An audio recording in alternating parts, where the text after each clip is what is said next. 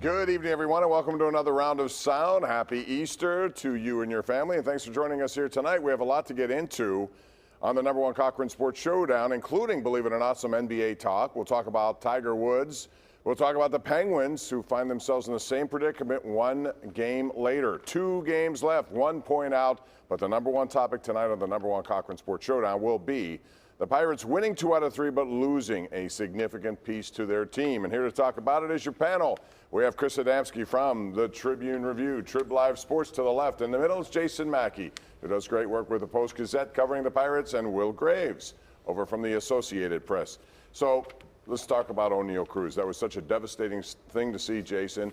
When you first saw it, there were those who thought maybe it was some sort of a dirty play. I didn't think that at all. But I was a little perturbed by the reaction of their catcher, who, despite the fact that O'Neal Cruz is down and clearly in pain, was seemingly interested in, getting at him a little bit. You weren't alone, Pomp. There were a lot of people very upset about that one, and I don't blame them. I was perfectly fine with the play at home. Carlos Santana talked to us afterwards, said it's just quick. It's a bang-bang play. It's complicated. Fine. You see a guy on the ground, you don't yell at him. That's when you stop. And that's why the Pirates clubhouse was so upset. Obviously, huge loss for the Pirates. Fractured ankle was the diagnosis. I mean, I'd expect 2 months, something like that. He's going to have a rehab assignment at this point, have to work his way back. It's tough for the Pirates to replace what O'Neal Cruz brings. I mean, they flat out can't. They can go down to the minors and get Mark Mathias, Tucapita Marcano, whatever it is. It's not O'Neal Cruz. I knew as soon as that happened, I looked at it, he's hurt. Oh, no. And very, very, very obvious. I just hope he's okay. Yeah. I mean, in the moment, I was there with Jason, and it looked to me weirdly like that Polanco slide. Now, the Polanco slide was more fluky because that was just stupid. I mean, that was just poor form. But this was, he waited to slide. He waited to slide. He was in the baseline a little bit. I mean, this is what they teach him, right? He had his hands up to try to distract the throw. He slides right at the catcher's foot. The catcher said, and the White Sox channeled their inner Barry Trotz, they called it a baseball play. Afterwards. Was not. But the whole, it was awkward. I mean, I guess, it could have been that. Yeah, Brian Hayes talked to us afterwards, and he goes, well, at least I'm happy that it's not a torn ACL. It's not a torn ACL yet, right? I mean, because they're still looking at it. I would be surprised if it's just a fractured ankle. But remember, Joe Madden said about Junko Ganga, his slide, and victim blamed him for that too. It was an awkward play, and we're not going to re-legislate. We talked about the Buster Posey rule. Yep. That probably made that more awkward all the way around, and probably, in some way caused that injury in a weird way, because there's always hesitation now. Do you block the play? Are you taking out the guy or whatever? But yeah, we have this great story, or a good story at the Pirates right now, being 6-3, looking good, and having optimism with younger players contributing to this too. And now this we're talking about this first rather than about the Pirates being off to a good start. Yeah, and it is a good start. 2 of 3 from them, 2 of 3. Actually a sweep of the Boston Red Sox, and now Houston comes to town, another really good, legitimate team. But there's also this distraction, and I'm going to call it a distraction, Will, because it is. It's Bryan Reynolds. Everyone, Jason, you've been reporting from the beginning on this, that this was agreed upon with one exception, and that's an out. So if I were to make a bet, Will, it's pop money or writer money? We're not going to do money. I want to make a bet, something. And my bet would be, does he sign before the end of the season, or does he not? What is your bet? I would say no. My guess would be not. Because what if he hits 45 bombs, you think he's going to be okay? He's going to could take $13.5 million if he hits 45 bombs, so I would say no. Jason? I think he does, Paul. I really do. So how does that out thing work then? What do you think happens there? I'm not sure. They have a couple different options. You can bump the opt-out back to maybe after the 6th year. I don't like that. You could shorten the contract and call it a 6-year contract. Maybe if you find a way to work the money, maybe that works for both sides. Reynolds could also drop it. He could also say, I don't want to do it. Maybe the Pirates make it in his financial interest to do that. I just think the Pirates do have a legitimate option or a legitimate desire to keep him here. I think Reynolds has a legitimate desire to stay, and I just don't see him turning down that much money for a market like Pittsburgh that suits him.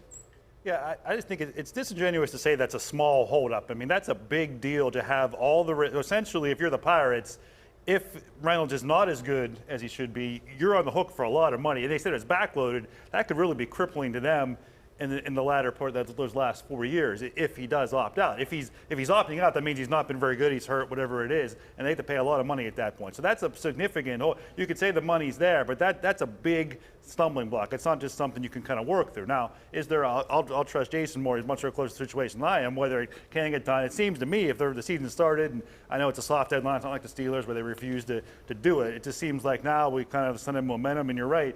If Reynolds is going to have a 1,500 OPS for a few more weeks, I don't know if it's really urgent to sign. Well, if you're the Pirates, you got to get that done, right? Like you got to get that done before he does, to Will's point, hit 45 bombs. Like figure it out. No, the communication on this stuff from the very beginning has sucked. It's been very difficult. Like they irritated the daylights out of the Pirates by leaking the trade request. Okay, there's no talk. Then you get to this point, and then they're really upset that it doesn't work out, and then we hear about. You remember that day. It was the day after opening day, right. And me and others are reporting a bunch of stuff that sources are saying that's not in anybody's best interest. And they've turned that spigot off now. Now it's basically like we're focusing on getting your best interest. Yeah, no, I'm not complaining, and I've been very upfront to them. Tell me all you want, but no, you got to get the contract done. You can't let this guy doing what he's doing right now walk.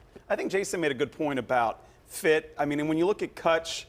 We've talked about this a million times on here. He gave him basically a hometown discount to stay in that first contract he signed in 2012. It became a great bargain. I think when Reynolds sees the relationship that Kutch has with these fans in coming back, and Kutch knew he was not going to play to the end of that deal. He knew that. People forget that in 2017 he basically disappeared in the clubhouse the second half of the year because he knew that they weren't going to invest to win now, and he knew he was going to get traded. He knew it. But I think if Reynolds values that, and I think he does, I mean, he is not a guy that's going to want a lot of attention in a market like New York or maybe even St. Louis. I do think that could help him, but again, it's hard for me to imagine a scenario where he somehow prices himself. Like, I think his earning potential, this is his one big shot. Right. And he's not going to sell himself short. No, and I don't think he should. And I wonder, real quick, 30 seconds to you on this one. Is the money, did he give money back to get this done potentially? I mean, not really. I mean, if you look at where they $140 million or $130 million total package, if everything's in there. Well, I mean, they started at 80 and 134, okay. Right? Do the math. I mean, it's within, I think, less than $2 million, something like that. Whatever they reached in their midpoint, 106.75 over 8. That's where the figures are right now. So, I mean, the Pirates gave.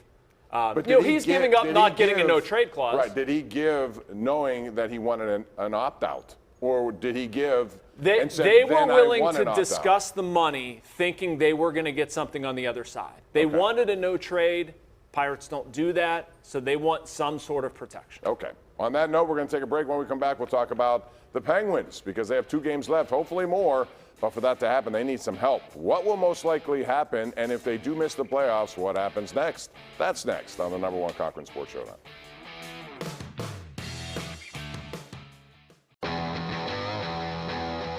#1 Cochran Sports Showdown is brought to you by #1 Cochran. Go one better.